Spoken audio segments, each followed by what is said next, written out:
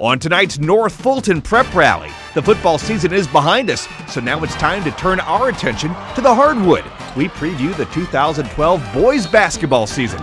Can Milton return to the Final Four? Will another team raise its game in the new year?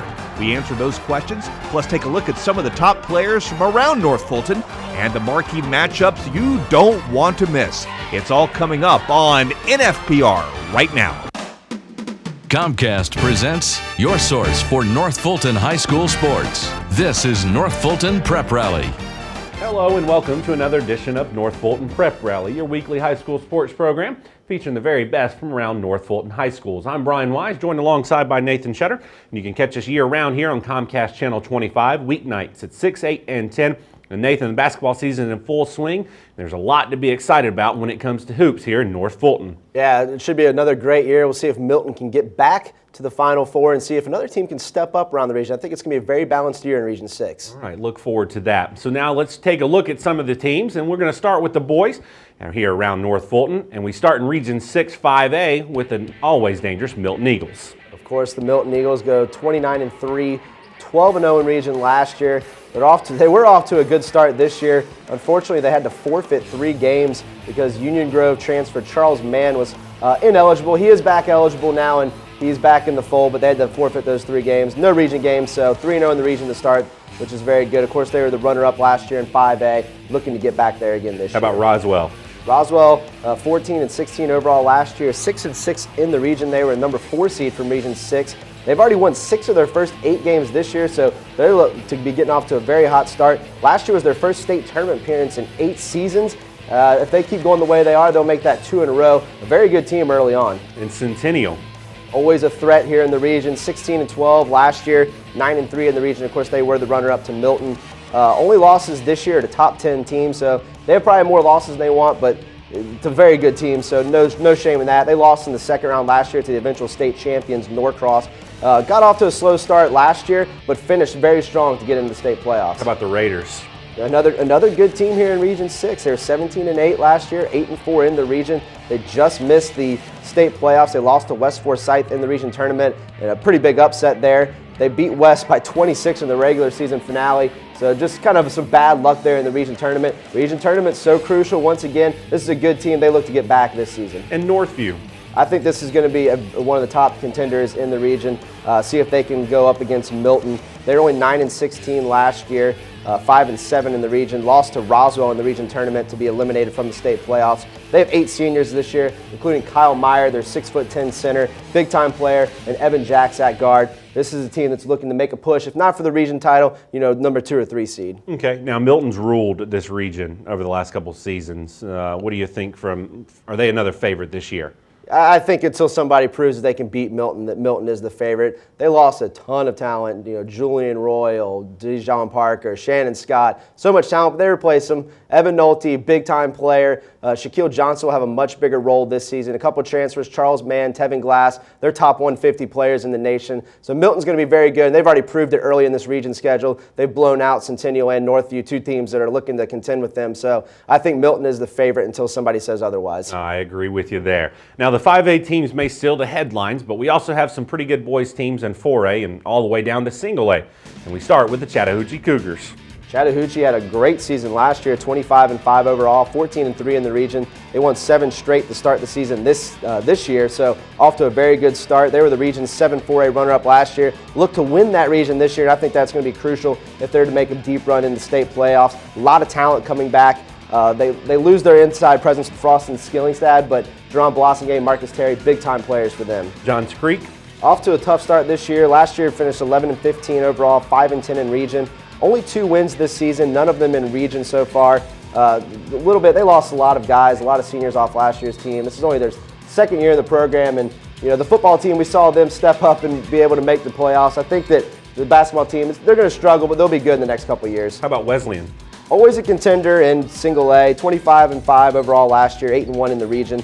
They lost in the first round to Whitfield Academy. I think losing in the region semifinals really hurt them as far as seeding goes. They really need to step up and have a good year, get a higher seed if they're hoping to make a run in the state playoffs. It's going to be tough for them this year, though. And North Springs. A very good team, a very surprising team last year, 11-15, 4-8, did not make the state playoffs. This year they've already won 7 of their first 8 games. They struggled in the second half of the season last year, lost a bunch of close games. So they need to keep this hot start going into the new year. I think they have a lot of talent on the floor. John White can hit it from outside, and they have a couple guys that can really control the paint inside, both defensively and offensively. Okay, sounds good. Now let's get back to Chattahoochee. Is this a team that can make a run at the state title?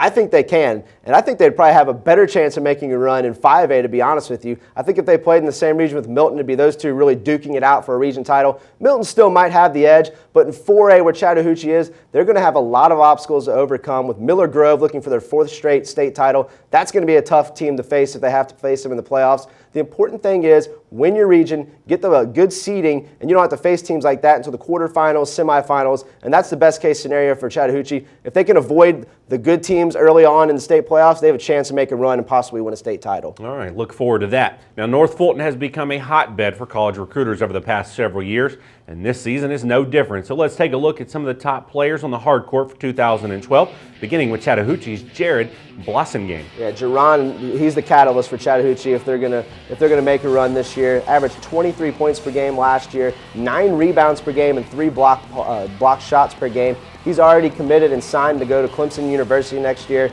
He's a 3-star recruit according to Rivals.com and ranks 119th in the class of 2012. He's a big-time player, and the Hooch are going to need him to go far this year. How about Evan Nolte? Yeah, and Evan Nolte kind of been a role player the past couple years. He was a starter, but with the big 3, he kind of got overshadowed a little bit. He's stepping to the forefront this year. He still averaged 15 points per game last year. I expect those numbers to go up a lot this year. A 4-star recruit by Rivals.com, ranked number 15 small forward in the nation. He's committed to the University of Virginia, so he'll be heading the ACC as well. And Taylor Burchett.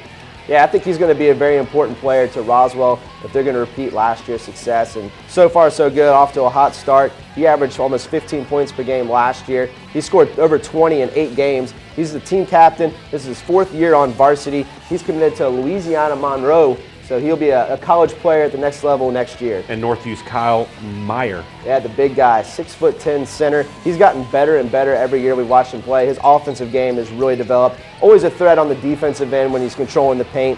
He averaged 15 points per game, 12 rebounds per game, and 4 block shots last year. He's committed to Iowa, so he'll be heading to the Big Ten. And Shaquille Johnson. Yeah, Shaquille Johnson was probably the best 6-man in the entire state last year, coming off the bench on that super talented team. Only averaged 9 points per game, but he kind of took a backseat to those guys. He'll have a much, much bigger role this season. He's committed to Auburn. He's a 6'4" guard/forward, but he can just absolutely jump out of the gym, as you see right there. A high-time flyer, big-time player, super athlete, and those are the kind of guys that Milton needs to make another run. Exciting and fun. Now, how does this year's talent pool stack up to the previous in North Fulton?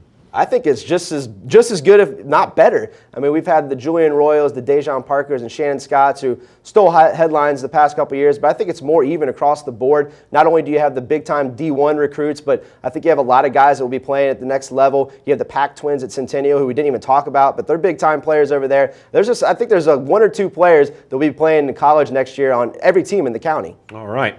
Well, there are a ton of marquee matchups on the schedule this season, so let's preview some of the games that you won't want to miss, starting with Roswell traveling to Chattahoochee. A little non-region 5A versus 4A battle here. Roswell off to the really good start. Chattahoochee, of course, expected to be good this year, and they are. Non-region game, but between the 2 North Fulton teams is always a good time. It should be interesting with Taylor Burchett going against Jerron Blossengame, 2 big-time players. See who gets the better end of this deal, but for a fan's perspective, it's a fun game to see. And then Alpharetta at Northview.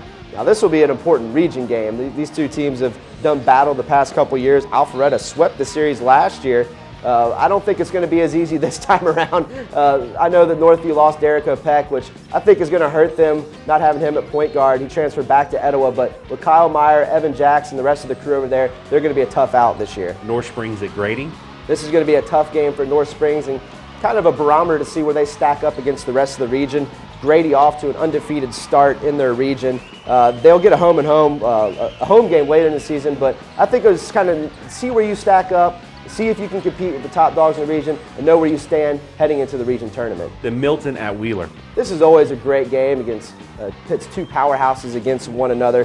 course, Wheeler's won several state championships this decade. Milton's got theirs. This will be a fun game. Milton won 77-59 last season, but Wheeler is ranked number 1 in 5A right now. I think that'll be a fluid spot. I don't think they're going to run the table at number 1 all season long. It's too many good teams, but that'll be a fun non-region matchup to watch. Okay, the region games are the most important, but what can the teams take away from these non-region games? I think it's good practice. You know, you're in the heart of that region schedule. It's a grind. Every game's a must-win situation, so it's kind of nice to step back, play basketball. You know, you still want to win the non-region games. Milton wants to beat Wheeler, but it's not as much pressure to get it done. If you don't lose, it doesn't ruin your season, but it's a nice way to kind of get some players, some action, work on a game plan, and it's fun for the fans. And that's what I care about as a fan. It's good basketball all around.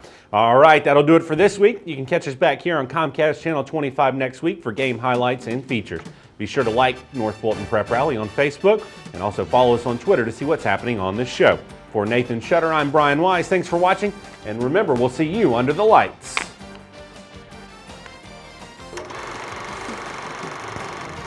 Grab some wood there, bub.